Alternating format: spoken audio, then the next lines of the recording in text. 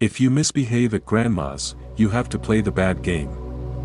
Being the 12-year-old genius that he was, my brother Christopher drew a stick figure with a giant penis in our grandmother's guest room. By the time I caught him it was already too late. The permanent marker had seeped into the off-white wallpaper like a bad tattoo.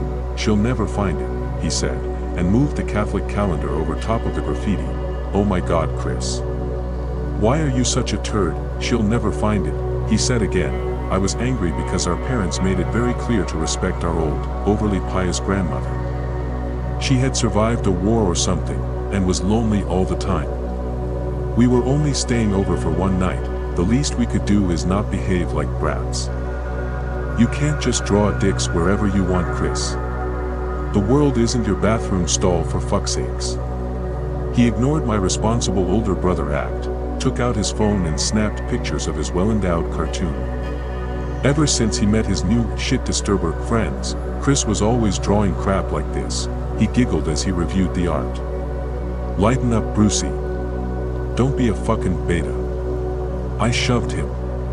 Called him a stupid dimwit cunt, among other colorful things. He retaliated. We had one of our patented scuffles on the floor.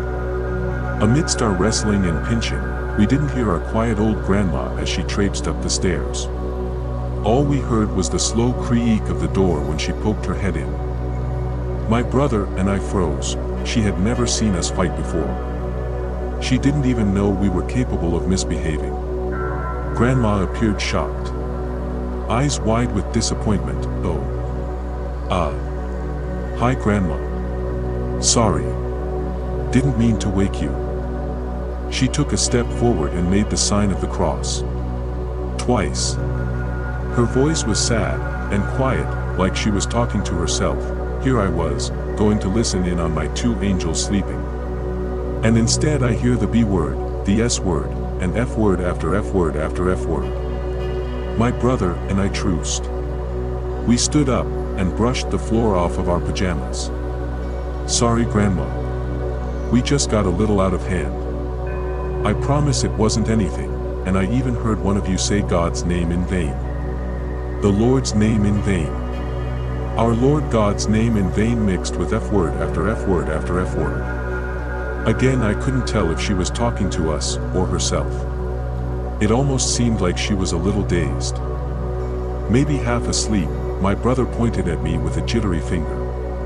It was Bruce. Bruce started it. My grandma's eyes opened and closed. It's like she had trouble looking at me. "Bruce? Why? Why would you do such a thing?" I leered at my brother. The shameless fucking twat. If that's how he wanted it, then that's how it was going to be. Yeah well, Chris drew this. I stood up and snagged the calendar off the wall. Big penis smiley man stared back, our grandma's face whitened. Her expression twisted like a wet cloth being wrung 4 times over. She walked over to the dick illustration and quite promptly spat on it. She spat on it over and over, until her old, frothy saliva streaked down to the floor. "You need to be cleansed. Both of you. Both of you need a cleansing right now." She grabbed my ear. Her nails were surprisingly sharp. "Ow. Ow wow." Hey, Chris and I both winced as she dragged our earlobes across the house. Down the stairs, past her room, down through the basement door, which she kicked open. There's no priest who can come at this hour, but I have the game. The game will have to suffice. The game will shed the bad away. We were dropped on the basement floor. A single yellow bulb lit up a room full of neglected old lawn furniture. Grandma opened a cobwebbed closet full of board games. Board games, all of the artwork faded and old. I saw an ancient-looking version of Monopoly, and a very dusty Trivial Pursuit. But the one that Grandma pulled out had no art on it whatsoever.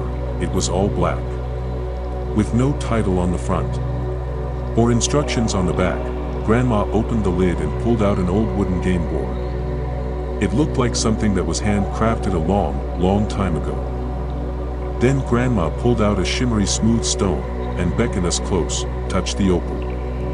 "What?" Her voice grew much deeper. With unexpected force, Grandma wrenched both Christopher and I's hand onto the black rock. Touched the opal. The stone was cold. A shiver skittered down my arm. "Repeat after me," she said, still in her weird, dreamlike trance. "I have committed profanity and blasphemy." Christopher and I swapped scared expressions. "Grandma, please, can we just go back upstairs? I have committed profanity and blasphemy." "Say it." Through frightened inhales we repeated the phrase over and over, and as we did, I could feel a sticky seal forming between my hand and the rock. As if it was sucking itself onto me. Judging by my brother's pale face, he could feel it too. "You do not leave until you have cleansed yourselves. You must defeat this bad behavior. You must beat the bad game." Grandma pulled away from us and crossed herself 3 times. "God be with you." She skulked up the basement stairs and shut the door. The lock turned twice. I looked up at my brother, who gazed at the black rock glued between our hands. What the heck was going on? As if to answer that question, a tiny groan emerged from the black opal. The rock made a wet SCHLOK sound and detached from our palms. It started pulsing. Writhing. Within seconds the opal gyrated into a torso shape, forming a tiny, folded head. And 4 budding limbs. There came gagging. Coughing. The rock's voice sounded like it was speaking through a river of phlegm. "Shitting shirtass. Fucking cut your dick off. Bitch duck skillet." I immediately backed up against the wall. Chris pulled on the basement door. The black thing flopped onto its front 4 limbs. Standing kind of like a dog, except it kept growing longer and taller.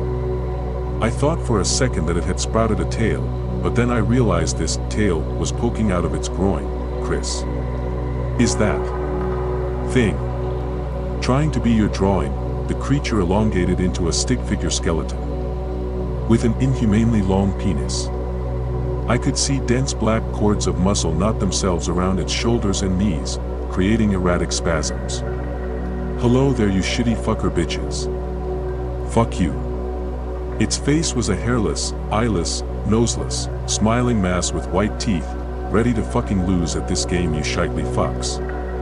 The creature stumbled its way over to the board game and then picked up the 6-sided die. Its twig hand tossed it against the floor. It rolled a 2 dot, and so the abomination bent over and dragged a black pawn up 2 spaces on the board game. "Shitely pair of fucks you are.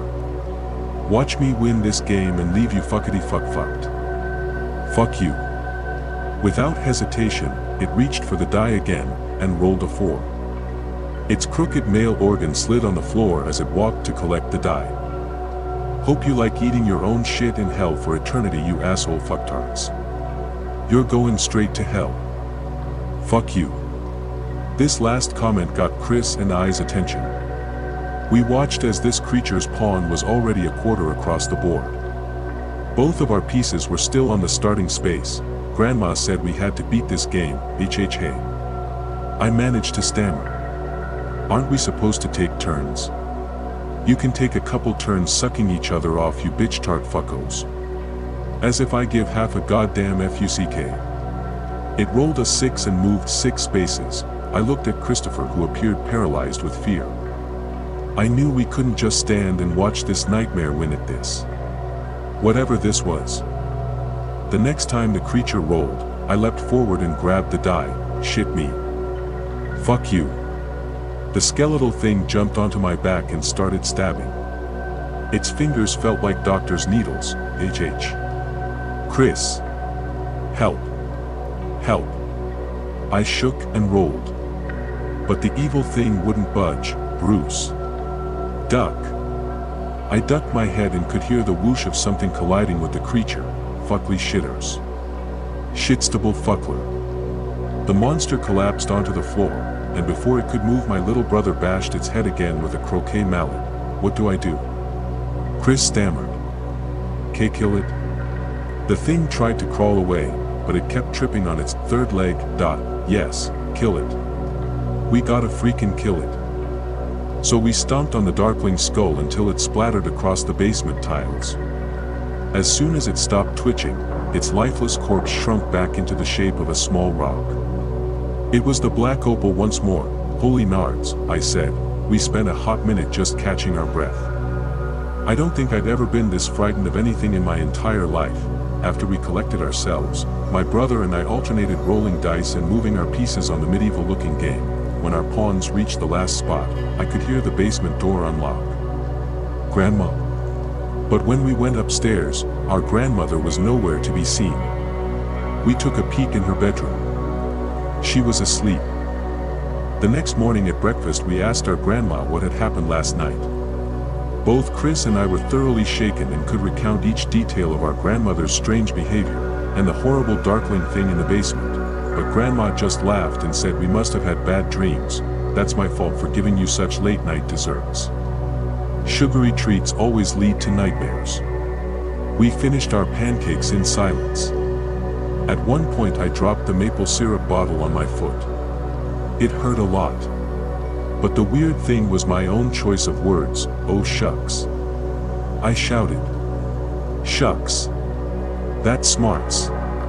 My grandma looked at me with the most peculiar smile. Careful, Bruce. We don't want to spill the syrup. Ever since that night at Grandma's, I've been unable to swear. Literally, I can't even mouth the words. It's like my lips have a permanent G-rated filter for anything I say. And Chris? He fell out with his shucks disturber friends. They just didn't seem to have as much in common anymore. I once asked him if he could try and draw the same stick figure from Grandma's guest room. And he said that he has tried. Multiple times. He showed me his math book, with doodles around every page. They were all stick men. And they were all wearing pants. I don't know what happened that night of the sleepover. Grandma won't admit to anything, but gosh darn, if my life was saved by culling a couple bad habits, then heck, I'll pay that price and day of the week, consarn it. Shucks.